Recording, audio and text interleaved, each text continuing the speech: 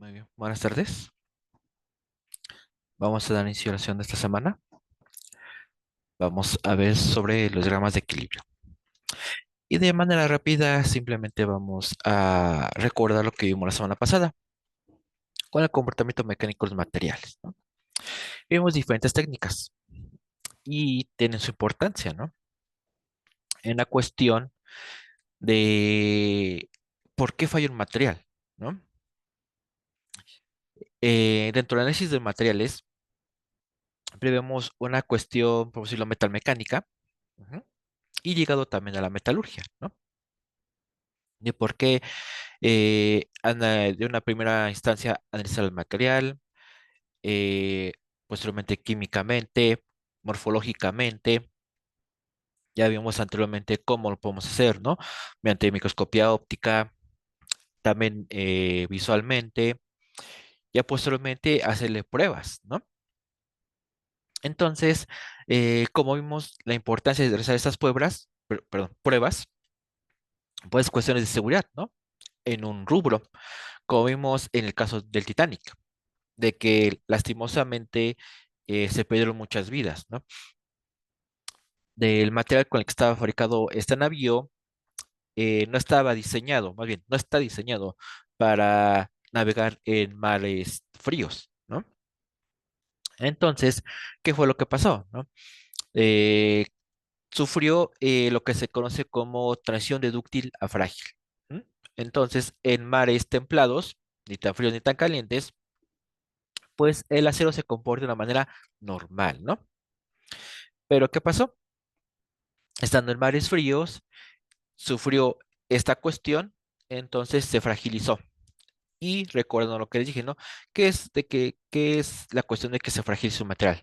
Es de que se endurece. Ujú. Entonces, este acero se endureció de tal manera que al momento de impactar con el iceberg, pues tuvo su fatídico final. ¿Ok? Entonces, ahí en esa cuestión, el Titanic marcó una pauta dentro del análisis de materiales en sus propiedades mecánicas y también en cuestiones de seguridad marítima. Ujú. Y como les dije también la vez pasada, importante siempre checar el material, que no les den gato por liebre, que todo esté muy bien especificado y también siempre, si van a estar vidas humanas a su criterio, pues siempre rezarlo de la mejor manera, ¿ok? Y bueno, entonces vamos a ver ahora los gramas de equilibrio. Y ese tema nos va a servir como base para entender los temas de las próximas semanas, que son las aleaciones ferrosas y no ferrosas, ¿ok? Bueno, entonces también recordarles que todavía sigue, bueno, que se publica la primera estación, todavía seguimos navegando hasta el saber. Entonces, ya saben, si gustan, pueden participar y se tomará como puntos extra, ¿ok? Y bueno, los grandes aprendizajes de esta sesión van a ser reconocer la importancia del diagrama de equilibrio de fases en el estudio de las propiedades de las aleaciones, además de interpretar los diagramas de equilibrio de una aleación, ¿ok? Y bueno, el contenido de esta presentación, como siempre, de una manera introductoria, algunos conceptos importantes. Vamos a ver la importancia de los diagramas de fase. Vamos a ver los temas de un componente, los binarios y los ternarios. Vamos a ver las reglas de las fases, la regla de la palanca. Y ya para terminar vamos a ver algunas reacciones invariantes y también a ver el diagrama hierro-cementita. ¿Ok? Y de esa forma introductoria, los últimos temas para la próxima semana. ¿Ok? Bueno, entonces empezando, ¿no? El concepto que es una aleación. Pues una aleación va a ser todo producto que resulte de la unión de dos o más elementos químicos. Ujú. Y uno de ellos debe tener un carácter metálico. Entonces, dicha unión debe cumplir ciertos aspectos a considerar, como cuáles, pues que estos sean totalmente miscibles, es decir, mezclables uno con el otro en estado líquido. Entonces, por ejemplo, el agua y el azúcar, ¿m?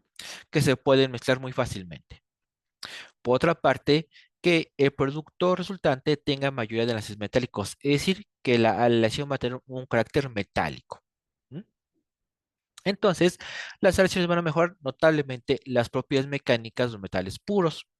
Por ejemplo, algunos aspectos como tenacidad, dureza, resistencia a la corrosión. Y vamos a ver algunas aleaciones comunes, ¿no? Por ejemplo, el latón y el bronce, donde el metal base es el cobre. Ujú. Aquí como vemos los dos, el metal base va a ser el cobre. Y el elemento aliante, en el caso del latón, va a ser el zinc. Y en el bronce, el estaño. ¿Ok? En el caso del acero, el elemento aliante va a ser el carbono. Y el elemento base va a ser el hierro. ¿Ok? Ah, bien. ¿Qué elementos van a constituir una aleación? Pues el soluto, el solvente y el límite de solubilidad. ¿Ok?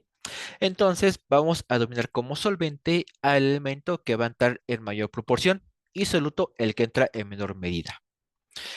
Por otra parte, si los elementos poseen una estructura distinta cristalina, pues vamos a denominar como solvente al elemento que proporciona la estructura final de la aleación. ¿Ok? Entonces, el que tenga la estructura cristalina dominante, pues va a ser el que va a proporcionar, vamos a dar el término de solvente. ¿Ok? Entonces, como lo mencioné, ¿no? Un ejemplo muy sencillo es agua con azúcar. ¿Ok? Entonces, el solvente va a ser el agua y el soluto va a ser el azúcar. Lo mezclamos y vamos a tener una solución dulce, agua dulce. ¿Ok? Entonces, aquí vemos, ¿no? Partículas de agua y partículas de azúcar. Entonces, si los vemos en microscopía, vamos a ver dos fases, ¿no? Una partícula va a ser el agua y la otra partícula va a ser el azúcar. Ujú. Entonces, con esto de las fases, vamos a recordar algunos conceptos que vimos con respecto a la difusión. Ujú. Entonces, los metales puros van a solidificar formando una estructura cristalina determinada, como ya vimos a principios del curso. Por lo que el elemento aliante a introducir formará parte de su estructura cristalina, con lo que también recuerdan lo que vimos, ¿no? La estructura más amigable, la más estable para poder realizar aleaciones es la cúbica centrada en las caras. Ujú.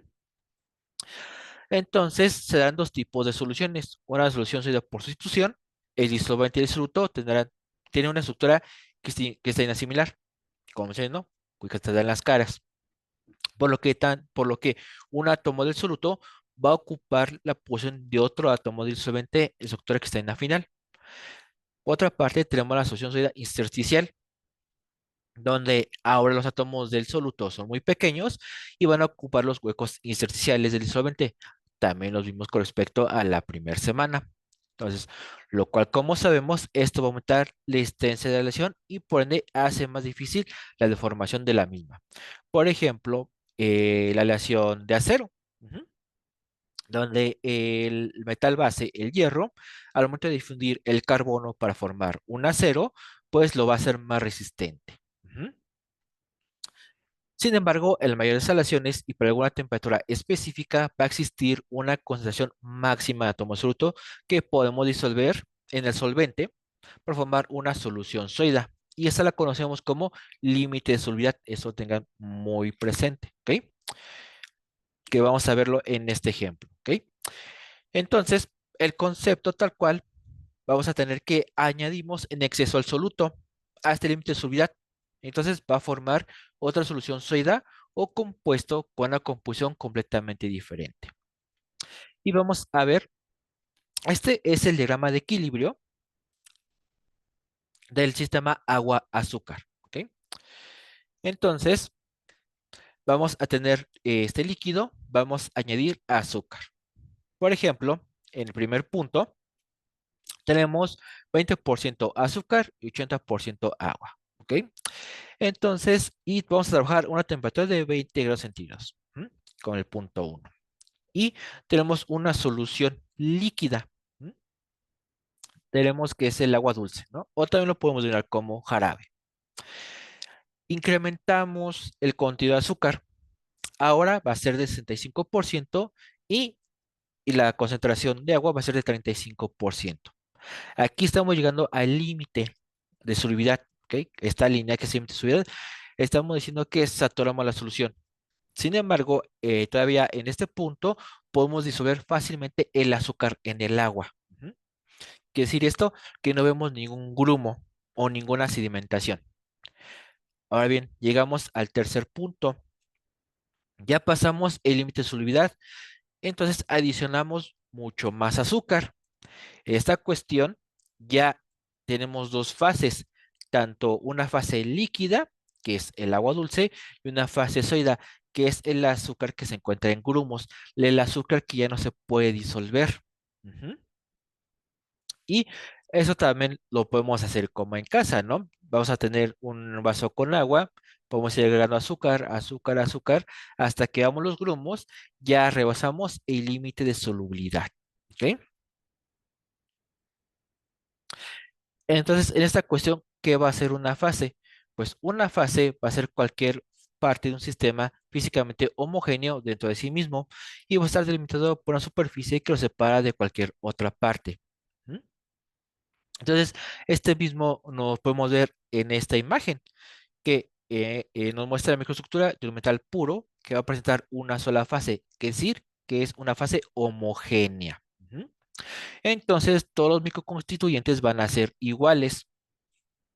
Y otras características que tienen una fase es que la estructura atómica uniforme a lo largo de ella, ya como mencionamos, es una estructura homogénea, va a tener composición química, propiedades físicas similares en ella, y vamos a ver la presencia de una interfase definida, un límite entre la fase y cualquier fase adjunta. Por eso, aquí estamos viendo, ¿no? Una fase líquida y el límite de solubilidad para una fase líquida más sólida. Ujú. Ya ven, ¿y cómo vamos a ver el equilibrio de fases?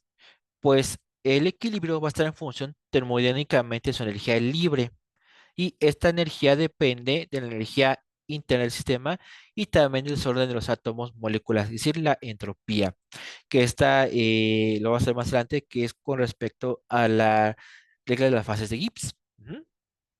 Pero entonces todo es una cuestión termodinámica. Como vemos, la temperatura va a tener aquí un juego muy importante. Ujú.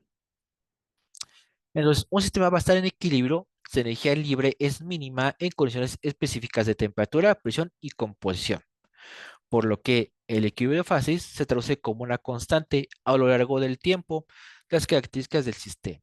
¿Ok? Entonces vamos a partir de igual manera con el sistema agua-azúcar, que es lo más sencillo.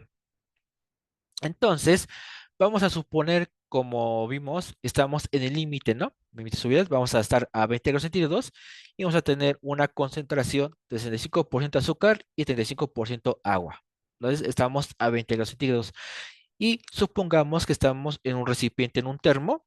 Esta solución, esta temperatura, está cerrado térmicamente, ¿ok? Entonces, si lo mantenemos así, en ese compartimento, pues el sistema va a estar en equilibrio. ¿Por qué? Porque está aislado y no está cambiando con el tiempo. ¿Ok? Pero ¿qué va a ocurrir si incrementamos la temperatura? Ujú. Sacamos ese líquido y lo calentamos. Ujú. Ya pasamos de 20 a 100 grados centígrados. Entonces, el equilibrio que tenemos aquí va a desaparecer, pero temporalmente. ¿Por qué? Porque el sistema va a tener a un nuevo equilibrio y este se encuentra a una diferente composición.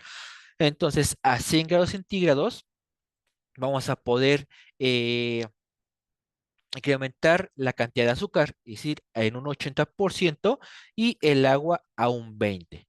¿Qué quiere decir esto? Si estamos a una temperatura de 100 grados centígrados, podemos adicionar 80% de agua y 20, perdón, 80% de azúcar y 20% de agua. Entonces imagínense un vaso que, bueno, que pueda soportar un contenedor que soporte 100 grados centígrados. Y entonces 20% de agua y 80% de azúcar, lo agitamos bien y va a estar disuelto muy bien, ¿ok? Pero si disminuimos la temperatura, vamos a romper de nueva cuenta ese equilibrio, entonces vamos a tener ahora otra vez una sobresaturación y tenemos que volver, ¿no? A disminuir la cantidad de azúcar y aumentar el porcentaje de agua, ¿ok? Entonces, aquí estamos viendo lo que dije, ¿no? La temperatura va a jugar un papel importante y también como está aquí, los sistemas van a tender al equilibrio. ¿Mm? Esto con Todo esto con respecto a su energía interna. ¿Mm? Y bueno, ¿en qué va a radicar la importancia de los diagramas de fase? Pues son una herramienta de gran utilidad en el campo de la ingeniería y también en la investigación. ¿Por qué? Porque son la base del estudio de transformación de fases en equilibrio, son, nos ayudan a relacionar el comportamiento de una lesión con respecto a su estructura, también nos aportan información relevante para la selección de aleaciones, recuerden, ¿no? Diseño y selección de los materiales, son la representación gráfica de los cambios estructurales de las aleaciones en función del tiempo a lo largo del proceso de enfriamiento. Y ahorita vamos a ver bastante cómo juegan estos tres conceptos eh, mucho más a fondo, ¿ok? Y vamos a clasificarlos de acuerdo a cómo estamos analizando el sistema. Vamos a ver un solo componente son sistemas unitarios, podemos decirlo así. Los diagramas de equilibrios binarios, que son dos elementos o compuestos, y los ternarios, que son tres elementos o tres compuestos, ¿ok? Y bueno, empezando con los unitarios o de un componente, el más sencillo pues es el agua, ¿ok? Y el agua pues representa algunas fases de la materia, ¿no?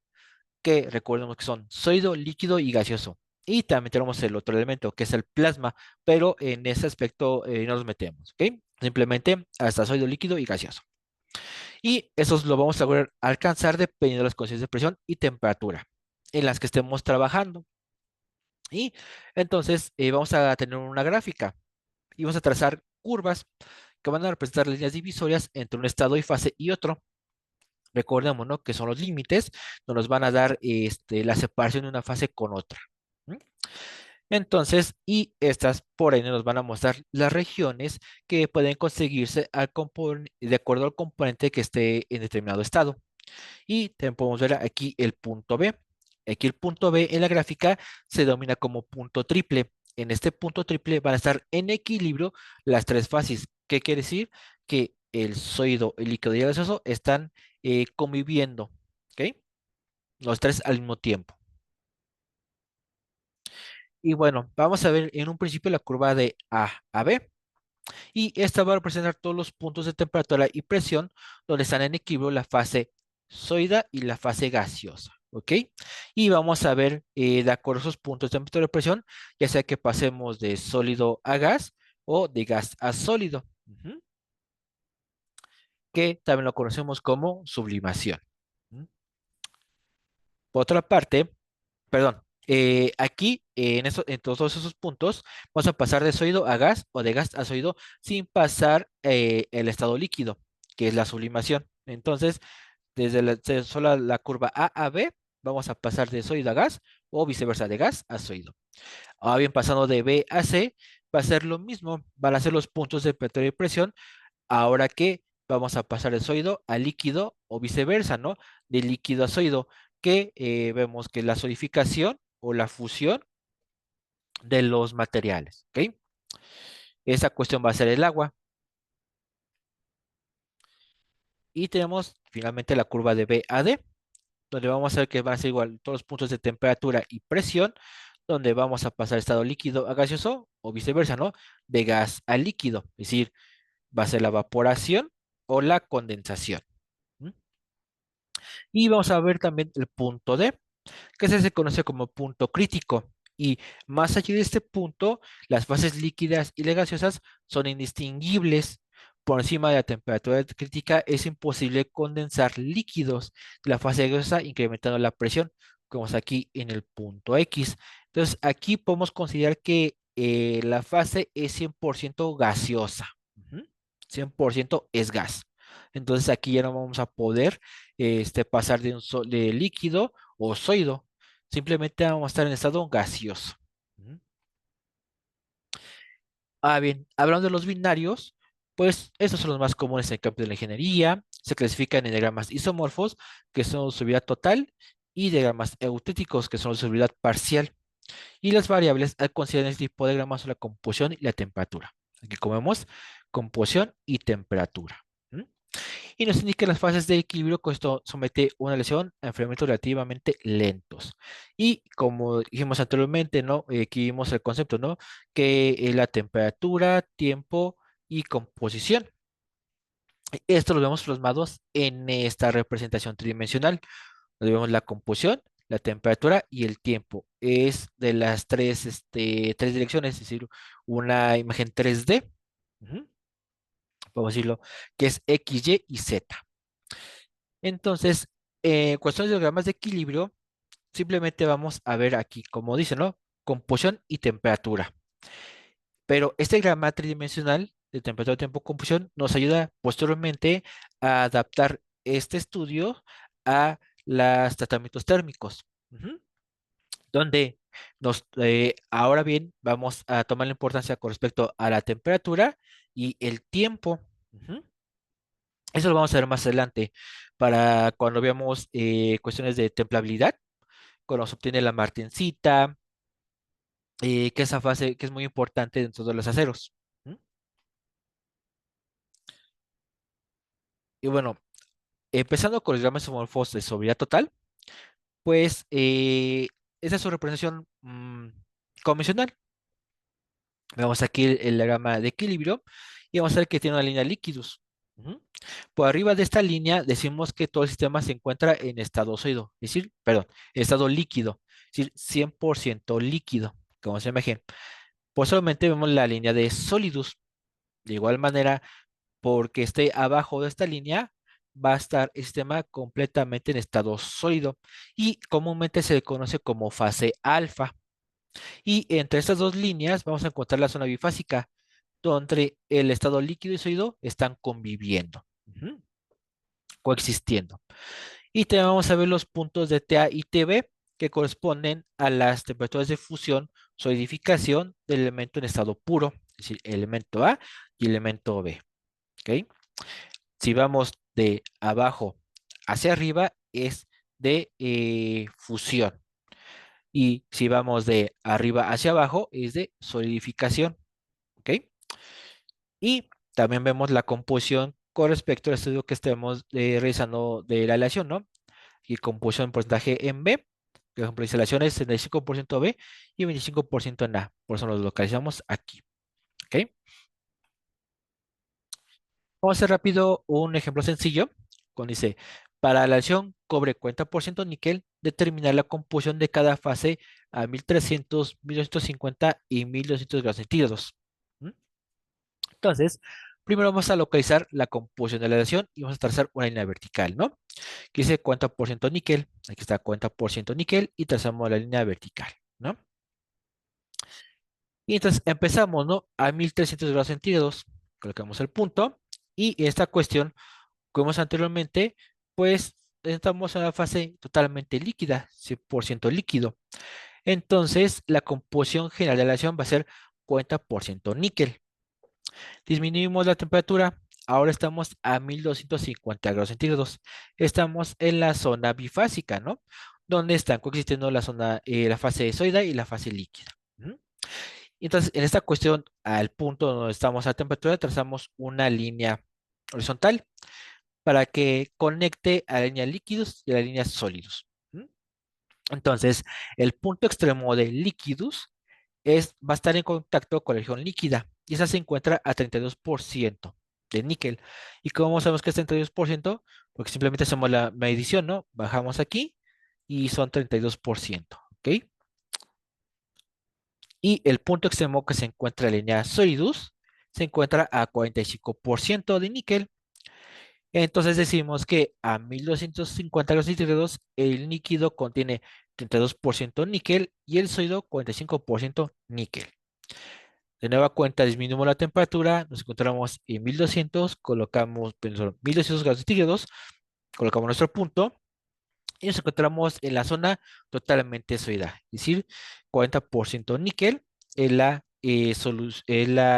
composición de la aleación en sí, ¿ok? Entonces, sólido alfa. Por otra parte, los gamas eutéticos se les conoce como suavidad parcial. ¿Pero por qué son de suavidad parcial? Porque son solubles a ciertas condiciones de composición y temperatura y a su vez presentan estas líneas características que son líneas de Solbus. Esta línea de Solbus y esta línea de Solbus. Estas líneas de Solbus pues van a indicar las temperaturas para las cuales una solución alfa o beta, aquí estamos viendo el elemento A va a ser alfa y el elemento B va a ser beta, ¿ok? Pues dejan de ser solubles para transformarse en dos soluciones sólidas, es decir, alfa más beta, ¿m? Con esta composición entre elemento A y elemento B. También vamos a ver dos zonas bifásicas. Aquí estamos el sólido alfa más líquido y el sólido beta más líquido. Ujú. Y también muy importante, con lo que se le da esta nomenclatura a dichos diagramas, que es el punto eutéctico, ujú, que es este. El punto eutéctico se va a referir a la temperatura con el punto de fusión solidificación más bajo posible en el diagrama de fases. ¿M? Y los constituyentes en este punto van a solidificar simultáneamente a partir del líquido. Entonces, la reacción eutéctica se le conoce o la representación es como se ve aquí. Una reacción eutética es igual a el líquido pasa a dos sólidos, es decir, líquido igual a alfa más beta. ¿M? Y ya de una vez adentrando a lo que vamos a hacer más adelante, las reacciones invariantes. Una reacción invariante es la reacción eutéctica.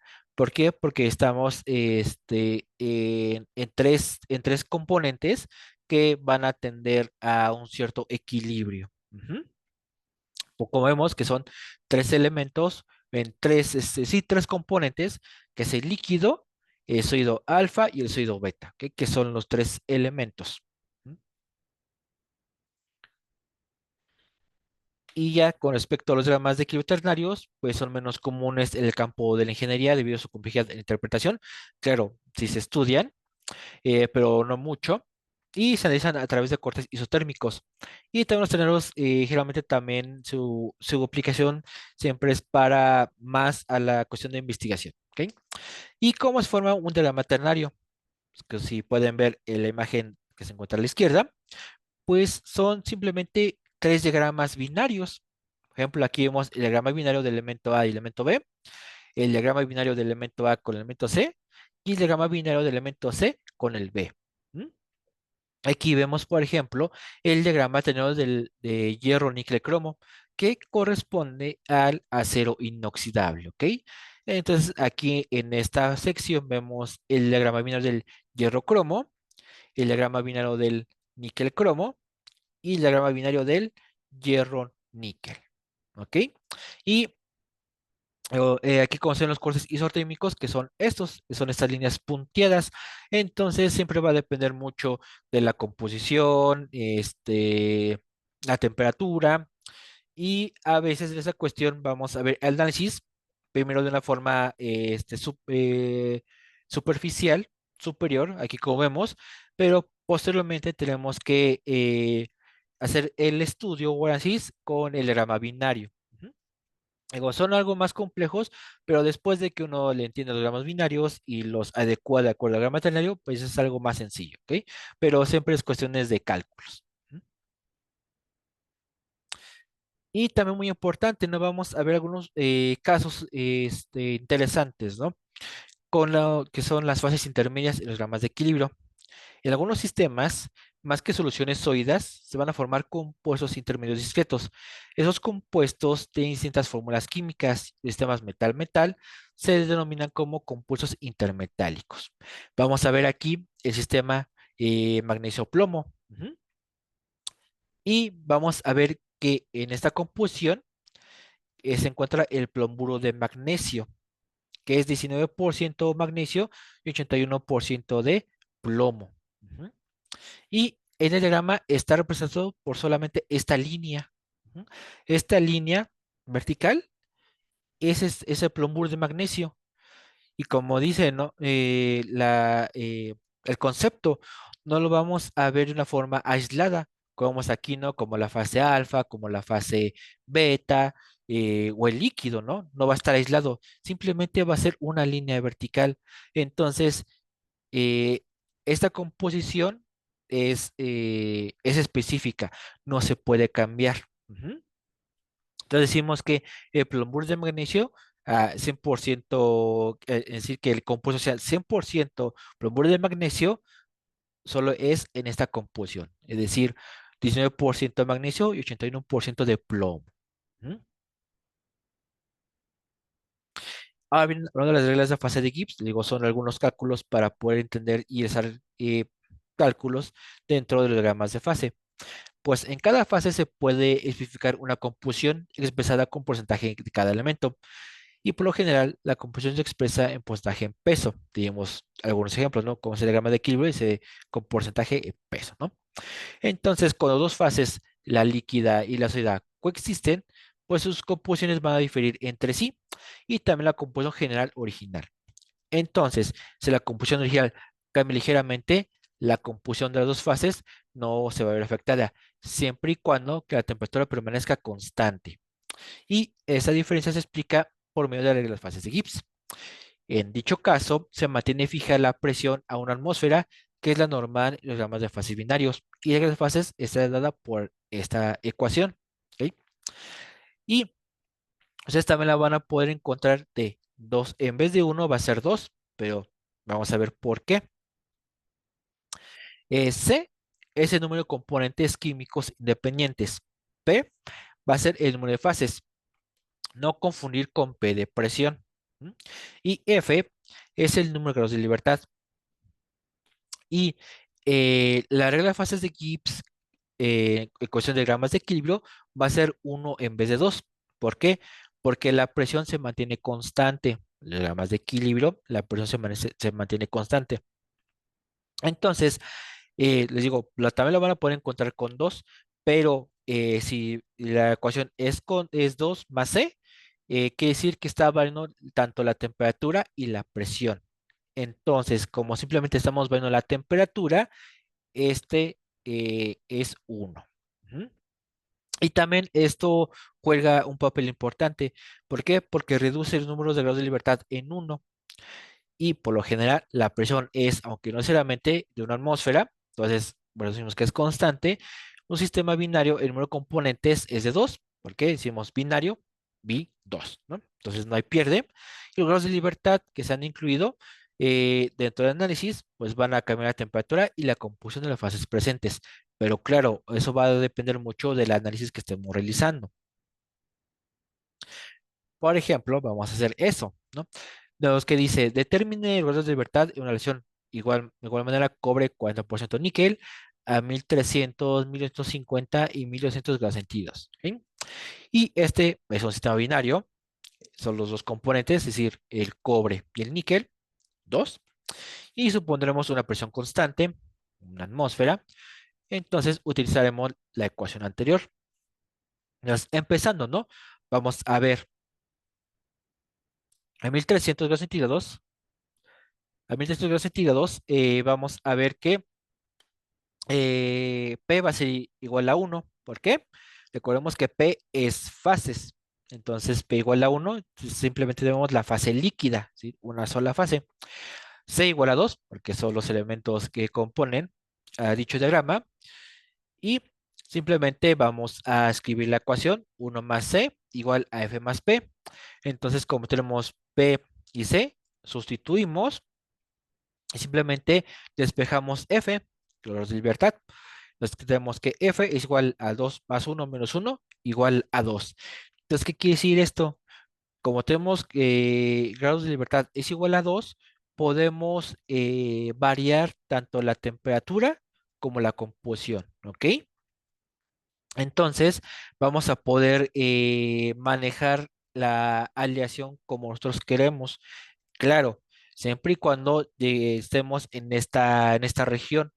¿Por qué? Porque también si llegamos un poco más a línea líquidos, recordemos, no va a ser el límite. Hasta aquí podremos llegar a jugar, ¿no? Con la temperatura y la composición. ¿Ok? Ahora hacemos el análisis a 1250 grados centígrados. Entonces las fases van a ser dos. ¿Por qué? Porque estamos con la fase sólida y la fase líquida. La concentración, no hay, perdón, la C igual a 2 porque son los elementos, los componentes del sistema, no hay pierde. Entonces hacemos lo mismo, ¿no? Escribimos la fórmula, sustituimos con lo que tenemos, despejamos de igual manera. Entonces los grados de libertad es F igual 2 más 1 menos 2 igual a 1. Aquí ya vamos a estar limitados, ¿no? Grados de libertad es 1. Entonces vamos a poder variar la temperatura o la composición. Porque como vemos aquí, ¿no? Estamos delimitados, ¿no? Por la línea líquidos y línea sólidos. Por eso es congruente, ¿no? El resultado. Aquí nuestra zona está muy delimitada. Entonces, nada más podemos variar la temperatura o la composición, ¿ok? No podemos variar las dos. Entonces, tenemos que elegir cuál vamos a variar. ¿No? Y ya finalmente estamos a 1200 y como en el primer caso, ¿no? La fase va a ser 1 porque la fase es sólida, los componentes igual a 2, entonces los grados de libertad va a ser 2 y de igual manera como en el primer caso en A, podemos ver tanto la temperatura como la composición, aunque claro, aquí la composición hasta donde lleguemos esté tocando a la línea de Soidus. Este va a ser, como sabemos, nuestro límite, ¿no? Otro que podemos utilizar es la de la palanca, que nos ayuda a calcular la cantidad de cada fase. Entonces, con esto vamos a poder calcular la cantidad de líquido y sólido de una región en equilibrio a cualquier temperatura en una región bifásica. Entonces, para calcular cantidades de sólido y líquido, vamos a construir una palanca sólida de interconexión. Vamos a tomar como punto de apoyo la composición original de la aleación. Aquí, como vemos aquí, la composición de la aleación. Y vamos a tener una línea de interconexión y va a ser nuestro punto de apoyo. Por eso va a ser la palanca. Entonces, vamos a ver esta cuestión, esta ecuación o fórmula, ¿no? Entonces, el brazo de la palanca opuesto a la composición de fase, cuya cantidad se desea calcular, vamos a dividirla entre la longitud total de la palanca para obtener así la cantidad de dicha fase. Y vamos a ver la ecuación, ¿no? Puntaje de la fase va a ser igual al brazo opuesto de la palanca sobre la longitud total de la interconexión por 100. ¿Por qué por 100? Porque estamos hablando de porcentaje, ¿ok? Entonces, de igual manera, un análisis rápido y sencillo. Se calcule las cantidades de alfa o soido y líquido a 1250 grados centígrados en la aleación cobre 40% níquel a partir de la siguiente figura. Ese simplemente es un acercamiento o un zoom de la gráfica que tenemos acá, ¿no? De esta, ¿ok? Simplemente es un acercamiento a esta zona. ¿Mm? Entonces aquí vemos, ¿no? 40% níquel. Aquí tenemos la línea de interconexión y la temperatura de 1250 grados centígrados, ¿ok? Entonces, aplicaremos la regla palanca de la siguiente manera. Aquí tenemos la fórmula. Entonces, el brazo opuesto de la palanca se le resta a las composiciones que se encuentran al lado opuesto de la fase de interés. Y la longitud de la interconexión se le resta a los componentes a los extremos. Pero, ¿cómo es esto? Pues primero calculamos la cantidad de sólido, ¿ok?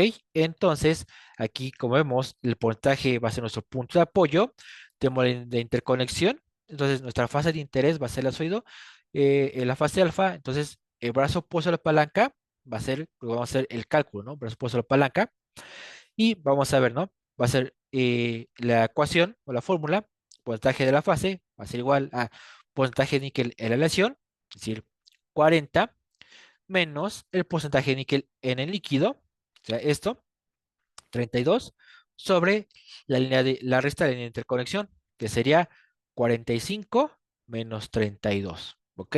Aquí ya está plasmado esos valores, multiplicamos por 100 y nos sale 62%, ¿ok?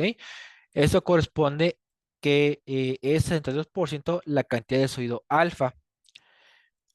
Ahora, para calcular el líquido, entonces, como nuestra fase de interés está en este extremo, esta va a ser el brazo opuesto a la palanca. Entonces, simplemente la resta va a ser de 45, que se encuentra en la línea de Soidus, menos la composición de la aleación, que es 40, y la interconexión, pues no va a variar, es la misma, es de 45 menos 32.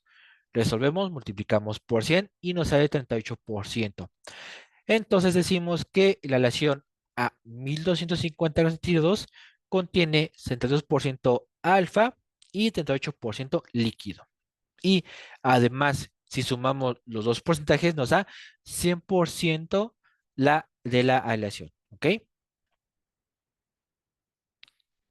Y las reacciones invariantes, pues nuevos sistemas binarios poseen diagramas de fases más complejos. Y esos contienen reacciones que involucran tres fases separadas. Y esas reacciones son 5. Como lo mencioné, ¿no? La eutéctica, que es la líquido igual a, a dos sólidos, es decir, alfa más beta, ¿ok? Y esta es su representación convencional de 3 gramas de fase, ¿ok? Tenemos la peritéctica, donde un sólido más un líquido pasa a un sólido. Aquí lo vemos igual su representación, que alfa más líquido pasa a un sólido. La monotéctica, donde un líquido pasa a un segundo líquido más alfa. Y ustedes dirán, ¿por qué hay diferentes líquidos, no? Porque se encuentran las zonas de miscibilidad y esto depende mucho de la densidad. Ujú.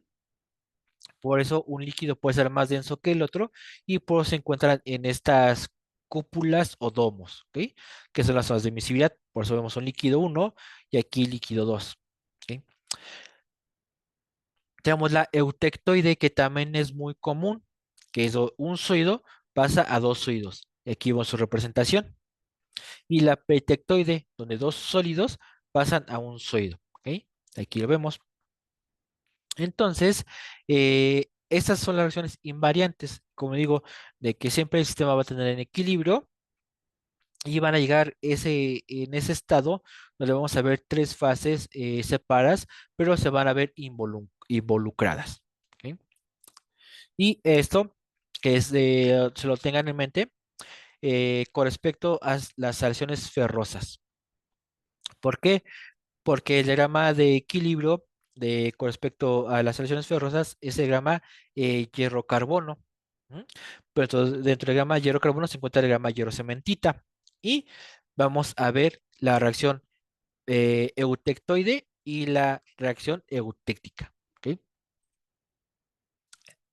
Que es lo que vamos a ver en esta cuestión. Pero esto va a ser simplemente una forma introductoria para lo que vamos a ver la siguiente semana. ¿Ok? Entonces, por lo general, pues no va a haber nada interesante en el extremo rico en carbono, el diagrama de fases hierro-carbono. Te digo, el diagrama hierro-carbono es muy extenso, pero simplemente para eso de ingeniería nos enfocamos hasta la zona que abarca la cementita, es decir, el porcentaje de 6,67% o 6,68% de carbono. Entonces, simplemente la importancia de los aceros, perdón, de las acciones ferrosas recae hasta esta zona. ¿Ok? Entonces, el diagrama de hierro-cementita, la temperatura hetectoide se conoce como A1, que es esta, 727 grados Celsius, y la acción eutectoide es esta, donde la austenita o el hierro gamma pasa a ferrita más cementita. Ujú. Y la reacción eutéctica es donde el líquido pasa a austenita más cementita. Os digo, vamos a ver estas dos reacciones invariantes en dicho diagrama. Entonces, el límite entre la austenita y el campo de dos fases formado por ferrita y austenita se conoce como A3, que es esta. Y como ya vimos, ¿no? Que este es el límite, ¿no? Entonces vamos a ver, aquí está 100% austenita y aquí vamos a ver a ferrita más austenita. O en este caso aquí, ¿no? Que entonces el límite entre la austenita y las dos fases formadas por la austenita y cementita es la ACM. ¿Ok? Entonces aquí 100% austenita, aquí vemos austenita más cementita. Entonces, digo, esto fue un momento introductorial, vamos a ver ya más profundidad la próxima semana, pero es para que ustedes ya estén cimentando lo que vamos a ver con respecto a las aleaciones ferrosas. Y también, de una forma también de adelantar, ¿no? ¿Qué es la diferencia entre un acero y un hierro? Pues es el porcentaje de carbono. En esta zona vamos a ver los aceros, es decir, entre un 2%, un 2,11% va a ser un acero, ¿ok? Hasta este punto vamos de aquí hasta acá, va a ser un acero. Pasando de este porcentaje ya son los hierros, ¿ok? Y entonces, en esta cuestión vamos a ver los compuestos importantes, los gamas de hierro cementita, vamos a ver la cementita, ¿no? Que es este compuesto estequiométrico que cuando se rebasa la subida de carbono, vamos a ver que se forma un carbono en el hierro sólido. Entonces, la cementita va a contener, con el 100% cementita, 6,67% de carbono y es extremadamente duro y frágil, como un cerámico, y está presente en todos los aceros comerciales. Y la perlita, que es estructura laminar de alfa y cementita, que es desarrollo del sistema hierro-carbono, se denomina perlita, que es un microconstituyente del acero y recibe ese nombre por la perlita pulida y atacada químicamente, que cuando atacamos químicamente va a mostrar una coloración aperlada, brillosa, por eso como la concha nácar, y por eso lo denominamos como perlita. Y podemos considerar a la perlita como un nanocompuesto de metal cerámica, ya que es más dura que la ferrita, pero menos blanda que la cementita. ¿Mm? ¿Y por qué hicimos de metal cerámica? Metal, metálica con respecto al hierro o la ferrita, y la cerámica con respecto a la cementita. ¿Mm? Pero claro, hay que separar muy bien de la cerámica, del material cerámico, a un cerámico o un metal cerámico, ¿ok? Son materiales totalmente diferentes. Y bueno, hablando de los microconstituyentes primarios, los aceros hipoeutectoides, recordándoles, ¿no? Que vamos aquí porcentaje de carbono. Entonces aquí vamos a ver punto 8, a punto 8% de carbono se está llevando a cabo la reacción eutectoide. Entonces, menos de este porcentaje de carbono decimos que son aceros hipoeutectoides y a mayor de este porcentaje son los hipereutectoides. ¿Ok? Entonces, en los hipoeutectoides, la ferrita es el microconstituyente primario, ¿no? Aquí comemos la ferrita. Entonces, si la calentamos, como ya les mencioné anteriormente, ¿no? Calentamos esta ferrita, recordemos que la ferrita, el hierro alfa, se encuentra en una estructura cúbica centrada en las caras. Y que aumentamos la temperatura va a tener una transformación polimórfica y va a quedar solamente la austenita cúbica centrada en las caras. Ujú. Entonces, ya tenemos esta austenita, la enfriamos y van a formar núcleos en los límites de grano. Ujú. Entonces, donde se va a ir, va a ir creciendo la núcleos de ferrita. Entonces, al seguir enfriando, la austenita restante se va a ir transformando en perlita debido a la reacción eutectoide. ¿Ok? Entonces, aquí vemos la austenita, disminuye la temperatura, vamos a ver los límites de grano. Los límites de grano son zonas de alta energía. Pero recordemos que son zonas con las zonas de alta energía es muy fácil que se rompan los enlaces y se formen nuevos compuestos. Entonces, por eso se da esta formación de nueva cuenta de la austenita. Ujú. Perdón, de la ferrita. Y ya posteriormente, entonces, la perlita va a ser, vamos a ver una estructura laminar, donde vamos a ver que va a ser ferrita y cementita. ¿Mm? Por otra parte, ya los hipereutectoides, de igual manera, ahora aquí en los hipereutectoides, la fase primera va a ser la cementita. Ujú. Como vamos a hacer la cementita, entonces de igual manera empezamos con la austenita.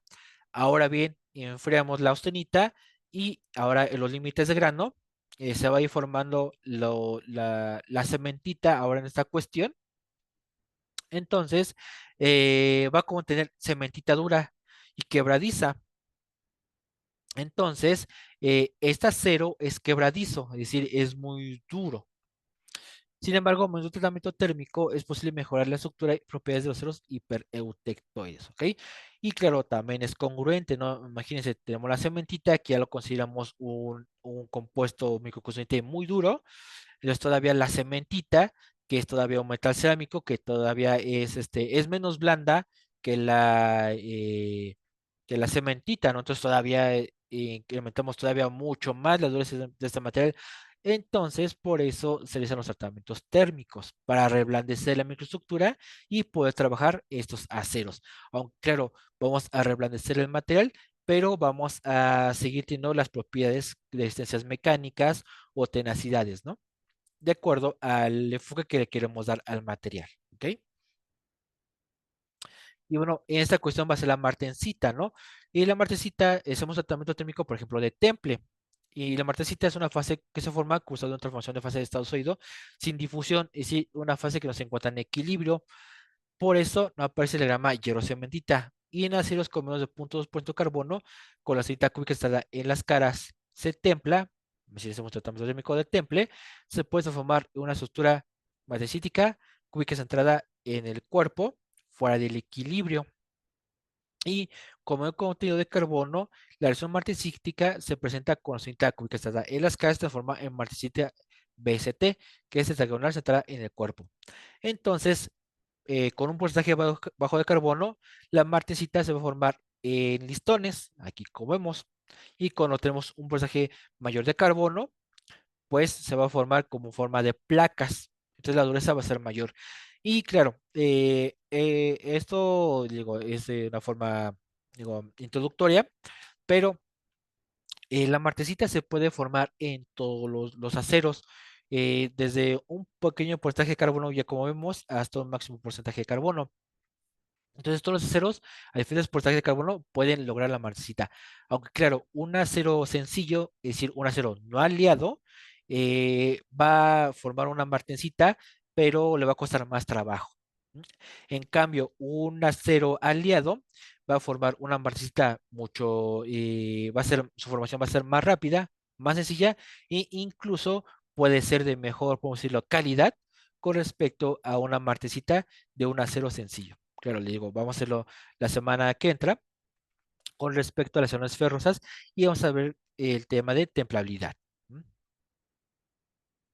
Y bueno, ya para concluir, los diagramas de equilibrio nos proporcionan información sobre las fases presentes en un material en función de temperatura, la presión y la composición, y eso es fundamental para comprender la microestructura y el comportamiento mecánico de los materiales en diferentes condiciones. Porque estamos viendo, digo, la formación de la martensita, de esos compuestos que la hacen más dura, pero con un tratamiento térmico las podemos, que sea de una forma maleable, sin tener que eh, sin que pierdan sus propiedades mecánicas, ¿ok? Y bueno, las referencias y la evaluación semanal, simplemente para recordarles, si son de actividades, pues para el foro 2, el martes se habilita el foro 2, exámenes, rezar el examen semanal, de forma ejecutiva, realizar el examen semanal y asistir a la sesión ejecutiva 1, ¿ok? Bueno, de acuerdo a su modalidad de evaluación. Bueno, les agradezco su asistencia. No olviden evaluar Open Class. En un momento les comparto la presentación y no sé si tengan alguna duda o comentario, ahí resolviendo la duda. Sí, en un momento la comparto. Digo, no sé si tengan alguna duda, algún comentario.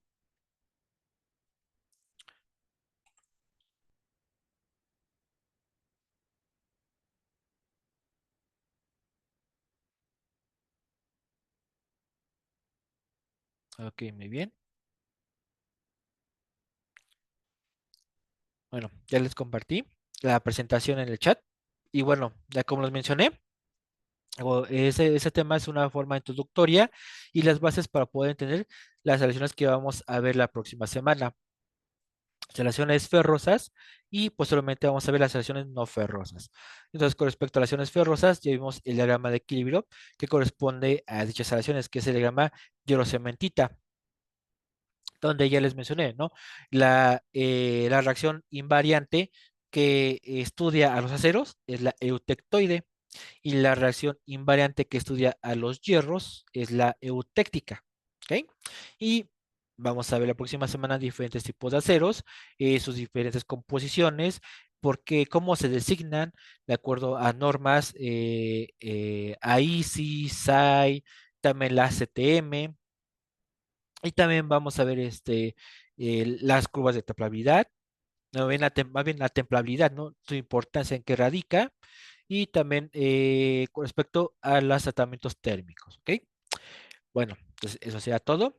Nos vemos la próxima semana. Que tengan excelente tarde. Cuídense mucho y éxito en sus evaluaciones.